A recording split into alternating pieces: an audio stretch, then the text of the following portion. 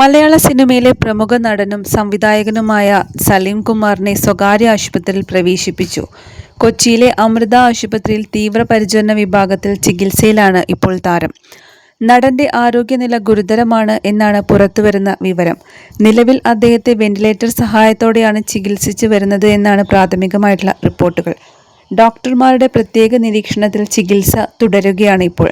അദ്ദേഹത്തിന്റെ ആരോഗ്യനിലയെക്കുറിച്ചും ആശുപത്രിയിൽ പ്രവേശിപ്പിക്കാനുള്ള കാരണത്തെക്കുറിച്ചുമുള്ള കൂടുതൽ വിവരങ്ങൾ ഇതുവരെ പുറത്തു വന്നിട്ടില്ല. അസുഖത്തെ തുടർന്ന് ദീർഘനാളായി ചികിത്സയിലായിരുന്നു താരം. എങ്കിലും അടുത്തിടെ മുഖ്യമന്ത്രി വി.ഡി. സതീശന് നൽകിയ സ്വീകരണ പരിപാടികളിലടക്കം നടൻ ഊർജ്ജവുമായി തന്നെ പങ്കെടുത്തിരുന്നു. പറവൂരിൽ നടന്ന ചടങ്ങിൽ താരം സംസാരിക്കുകയും ചെയ്തിരുന്നു. കഴിഞ്ഞ കുറച്ചു നാളുകളായി നടന്റെ ആരോഗ്യസ്ഥിതി അല്പം മോശമായിരുന്നു. അടുത്തിടെ വി.ഡി. സതീശന് നൽകിയ സ്വീകരണ പരിപാടിയിൽ നടൻ പങ്കെടുക്കാൻ എത്തിയ സമയത്ത് അദ്ദേഹത്തിന്റെ അവസ്ഥ കണ്ട് അദ്ദേഹത്തിന്റെ ആരോഗ്യത്തെക്കുറിച്ച് പലരും ആശങ്ക പ്രകടിപ്പിക്കുകയും ചെയ്തിട്ടുണ്ട്. ഇന്നലെ വൈകിട്ടോടെ ആരോഗ്യസ്ഥിതി വഷളായതിനാലാണ് അദ്ദേഹത്തെ ആശുപത്രിയിൽ പ്രവേശിപ്പിച്ചിരിക്കുന്നത്. പിന്നീട് വെന്റിലേറ്ററിലേക്ക് മാറ്റുകയായിരുന്നു. അദ്ദേഹത്തിന്റെ ആരോഗ്യനില എന്താണെന്ന് പുറത്തു പറയുന്നതിന് കുടുംബത്തിന് പ്രായോഗിക ബുദ്ധിമുട്ടുകൾ ഉള്ളതിനാൽ തന്നെ മെഡിക്കൽ ബുള്ളറ്റിൻ തൽക്കാലം പുറത്തേക്ക് വിടേണ്ടെന്ന തീരുമാനത്തിലാണ് ആശുപത്രി അധികൃതരും.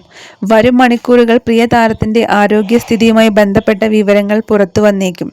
ശ്വസിക്കുന്നതിലടക്കം ബുദ്ധിമുട്ടുകൾ നേരിട്ടതോടെയാണ് നടനെ ആശുപത്രിയിലേക്ക് കൊണ്ടുവന്നിരിക്കുന്നത്. കുറച്ചു നാളുകൾക്ക് മുമ്പാണ് നടൻ കരൾ മാറ്റിവയ്ക്കൽ ശസ്ത്രക്രിയയ്ക്ക് വിധേയനായിരുന്നത്.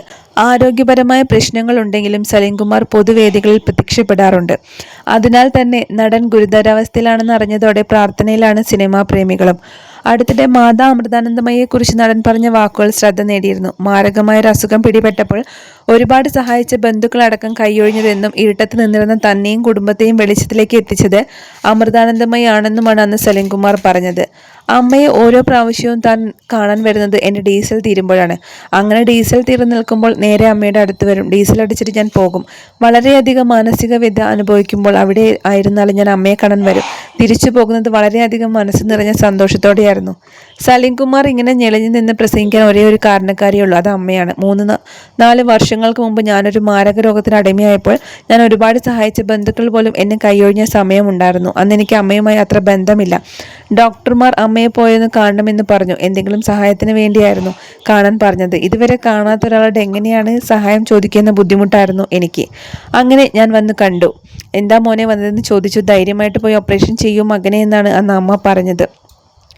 എന്നെയും എൻ്റെ കുടുംബത്തെയും ഇരുട്ടിൽ നിന്ന് വെളിച്ചത്തിലേക്ക് കൊണ്ടുവന്നത് അമ്മയാണ്. എൻ്റെ ജീവിതം മുഴുവൻ അമ്മയോട് കടപ്പെട്ടിരിക്കുന്നു. എൻ്റെ മരണം വരെ അമ്മയുടെ ഒരു മകനായി ജീവിക്കണമെന്നാണ് ആഗ്രഹമെന്നായിരുന്നു നടന്റെ വാക്കുകൾ. അന്ന് പ്രസംഗം വൈറലായപ്പോൾ വലിയ രീതിയിൽ വിമർശനവും നടൻ നേരിടേണ്ടി വന്നിട്ടുണ്ട്.